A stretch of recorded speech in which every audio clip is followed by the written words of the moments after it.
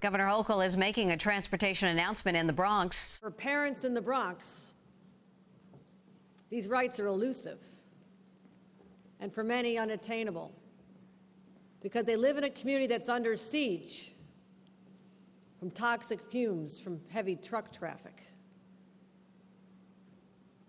Today we're going to talk about what the state of New York is doing to address that and help these families raise their children in a healthy, safe environment with access to the finest food distribution place in the world here at Hunts Point. So I want to thank everybody for joining us here this morning. It's great to be back in the Bronx. The celebration of 50 years of hip-hop is going to go on forever. Looking forward to the 75th, the 80th. I know a lot of you will be joining me with those as well, but we were just here last week ago, on a Friday night, at a great celebration at Yankee Stadium. We won't say any more about the Yankees right now. But I love them. But why we're back here is talk about a transformation of Hunts Point to make our commute smoother, the roads smoother, the streets safer, and ultimately makes the air cleaner. And I want to thank people here at this YWCA. This is an extraordinary gathering place for the families and the children who deserve to have the best in life, because why not? Here is a place children can just be kids again, and families can connect. I want to thank everyone here at La Centrale for giving them this gift. And I want to thank many who are involved in bringing this together. And I know our Councilmember Salamanca, who you'll be hearing from, wanted to make sure that this happened as well and was a driving force. Also great to see, and I'll be introducing him in a minute, great friend of mine, our former borough president, Ruben Diaz Jr., who's been involved in all these important projects. We talked for many, many, many years about not just your love for the Bronx, but the necessity of giving the Bronx more. And we'll do that. We'll do that, but thank you for your leadership. Also, Marcos Crespo is here, a former Assembly member who was in office when I started as lieutenant governor. We had a chance to paddle the Bronx River together and to explore all the wonderful sights, and this truly is a beautiful, beautiful place. Thank you. Nicole Martel, you'll be hearing from her, the executive director of an organization that we all agree with. It's called Loving the Bronx. How can you not love the Bronx? And let's thank her for all her allies and supporters and members for what they do. We also have the executive director of the YMCA of Greater New York has joined us, Michelle Gattis. I want to make sure I get that right. Where are you again? Did I get that right? All right, thank you. My name is always mangled, so I'm a little sensitive about this, so I want to make sure I get yours right. Amanda Farias, I want to thank our council member for joining us as well. Savina Brooks Powers, who has also joined us. Councilor Brooks Powers is also the chair of the Transportation Infrastructure Committee, so that's why she has joined us here today. So many people have joined us. But this place is really a treasure trove of history. There's so much to explore and to celebrate about the Bronx. And part of that great history is the Hunts Point produce market. It is truly the beating heart of the bustling food trade here in our city, our state, and the nation.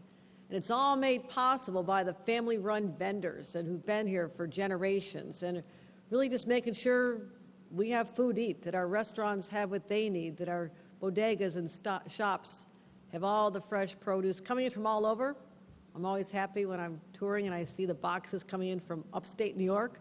Let's keep taking care of our own upstate, our farmers, our growers as well. But this has been serving the city for over 233 years. That's extraordinary. And you think back to that time, you know, the cobblestones, and the horses, and all the noise they made. It doesn't compare with what people are dealing with today. The clicking sound of hooves on cobblestone is vastly different than what happens when large semi-tractors and trucks come through this neighborhood all the time. So there's been a huge change.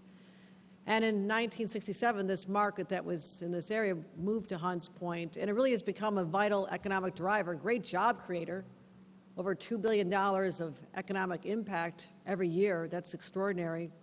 And it is the largest produce terminal in the world. I mean, this is the Bronx, this is New York. We're always going to be the best.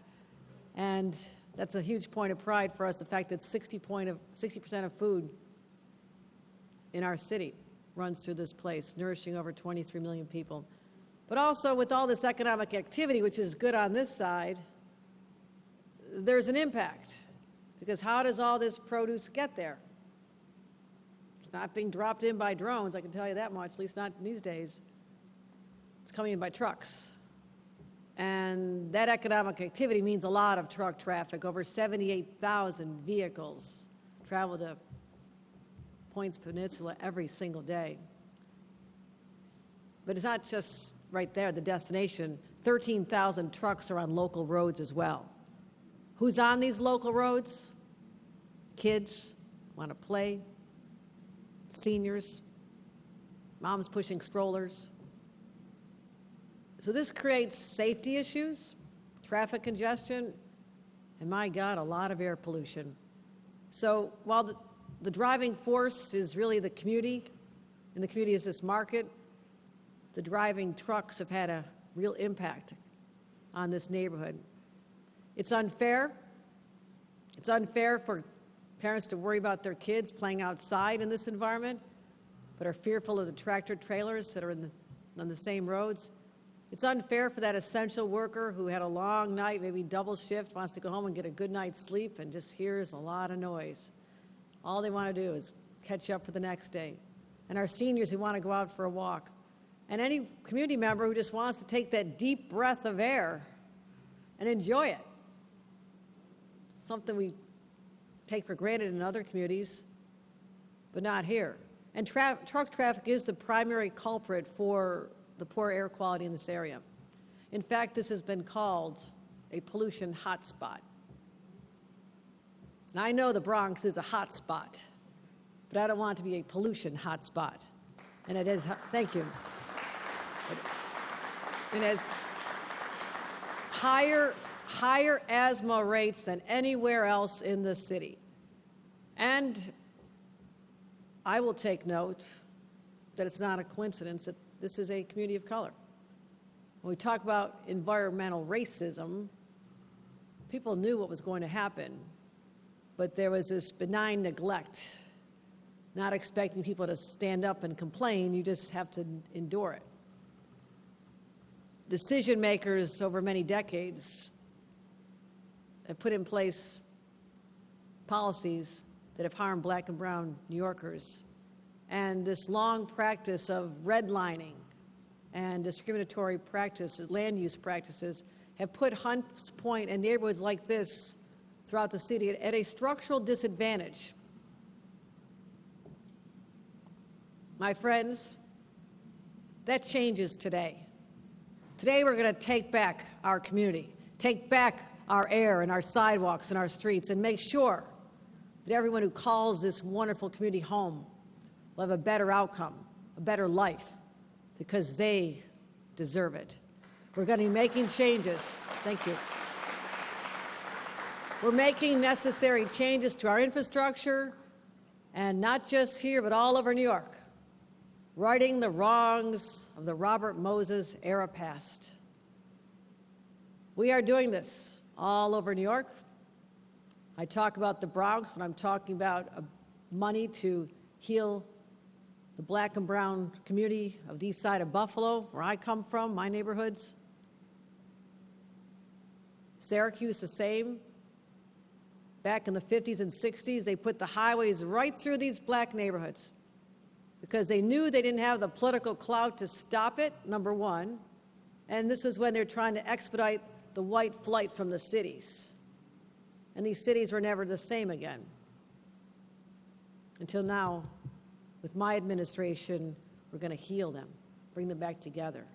So I talk about the Cross Bronx Expressway in the same breath as I do other places. Say, this is what we're going to do, and it is long overdue. So that's what we're doing here today. Thank you. $1.7 billion. The Hunts Point Improvement Project creates a direct route. Why didn't they think of this before? A direct route to the Hunts Point market. This will increase safety, reduce air pollution, and will help some of the highest asthma rates in our city and our state.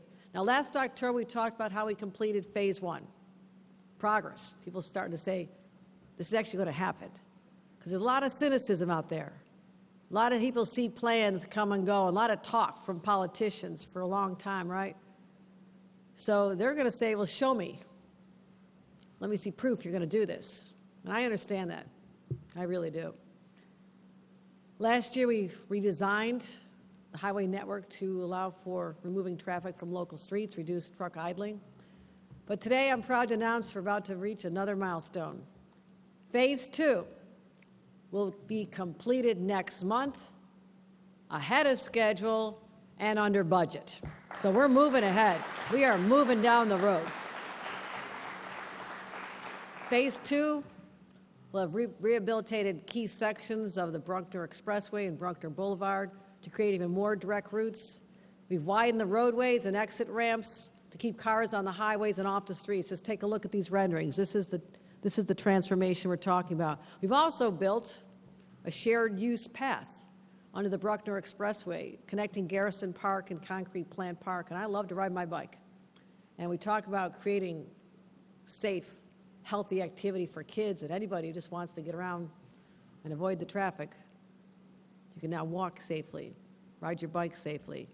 And we're going to do that to make sure that our pedestrians and our bicyclists get access to this exercise and this other means of transportation, their legs. So this is not the only way we're trying to bring environmental justice to the Bronx. We have some other good news to share today. We're committing $10 million more to transportation initiatives across the borough to invest in zero-emission school buses.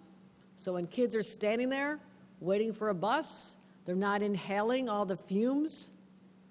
All electric mobility options, electric charging stations are coming to the Bronx, higher numbers, because we're trying to get people to do what they can to protect the environment. So this is going to help us meet our energy goals, 70% of electricity from renewables by 2030. And as long ago as 2030 once sounded, it's right around the corner. I will still be alive. It's not that far off. So these are our goals. This is what we're trying to do. I talk often as your governor about my #1 job, which is safety. But I'm not just talking about safety from gun violence, although we're making great progress. I'm also talking about reducing subway crime, working on that, making people feel safe once again, helping our small shop owners.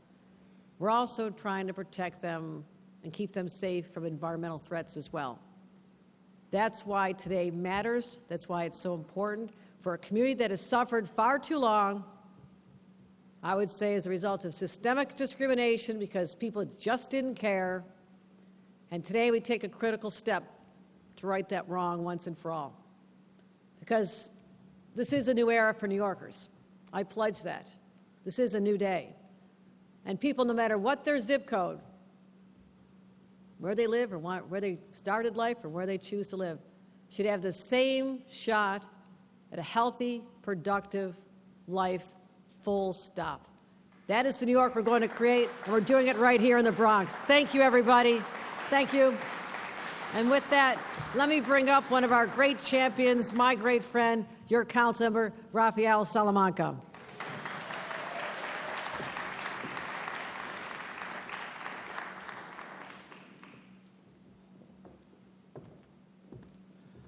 All right, good morning, buenos dias. I want to start off by thanking our host, the Y, for hosting us today. Please give them a big round of applause. La Central was one of the first projects that I approved when I came into the council in 2016, where we approved 900 units of 100% affordable housing. And of course, we have this beautiful gem. And Governor, in the borough of the Bronx, we have 2 Ys, one here in the South Bronx and one further up north, but this one's better, right? Right, Ruben? We say that always. I want to thank you, Governor, for joining us today and announcing the funding that would help the borough of the Bronx. And most importantly, when you took the reins, ensuring that the Bruckner, the Sheridan Expressway was completed. And phase 2 of this project honestly is a dream come true. And I just want to say thank you for your steadfast leadership on this project. This project has been a long-time passion project for me. Back when I served as the district manager for Bronx Community Board number 2, I worked with then Assemblymember Marcos Crespo and Senator Jeff Klein and Bronx Borough President Ruben Diaz Jr.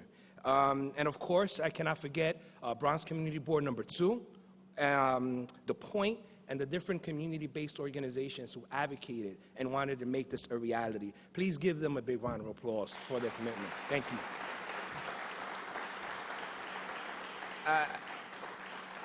As a freshman council member, I continue this work advocating for the $1.7 billion in funding to fix up the Sheridan Expressway to the Sheridan Boulevard. When opposition arose for this proposal, my office worked with the advocates and educating them on why this was the right plan at the right time. And here we are completing phase 2. While my office has done a lot of work in my professional capacity advocating for this project, I also have a personal interest in seeing this go through. See, my father worked in the Hunts Point produce market for 18 years. Myself, being born and raised in the Hunts Point and Longwood community, I am an asthmatic. So is my son Aiden, who's with us in the crowd. And due to this horrible environmental effects left by trucks, pollution in the South Bronx, because of the pollution, I have to walk around with my asthma pump every day just in case I get an asthma attack. And there are countless other residents of the Bronx who are living similar stories as myself and Aiden. So addressing the heavy congestion and pollution fumes caused on the Sheridan are extremely important issues for myself and for this community that I love so much. When Governor Hochul toured my district 2 Fridays ago, we discussed these environmental issues affecting the South Bronx and agreed that truck traffic was the #1 contributor to pollution issues facing our borough, which makes this announcement with her today all the more meaningful. And as the council member representing this area, I was proud to speak when announcing phase 1 of this plan. For those of you that don't know, phase 1 included ramps in and out of the Hunts Point community so that we can remove the truck traffic from driving in through our community. And I'm proud once again to be able to stand here with Governor Hochul and announce further steps we are taking to address this issue and improve the lives of the people of the South Bronx. Before I end my comments, Governor, I need to give a big shout out to your agency, the Department of Transportation. The lead engineer, Shah, is Shah here today? Shah, I want to say thank you publicly. Yes, please give him a big round of applause. Governor, this engineer here has been accessible. He's had a tough job where he would come to the community board and explain that he's going to create traffic, right, on the Bruckner and Hunts Point. He was honest with us, gave us honest answers and timelines, and he worked with us. When the plan needed to be tweaked a little so that we can ease up traffic, he was there front and center getting it done. And I said this in phase 1, and I'm going to say this in phase 2, he deserves a raise. Yeah. He deserves a raise. Right? He deserves a raise. With that, it's my honor to bring up an advocate, an environmentalist, someone that I have much respect for. Please, a big round of applause for the founder of Loving the Bronx, Ms. Nicole Martel.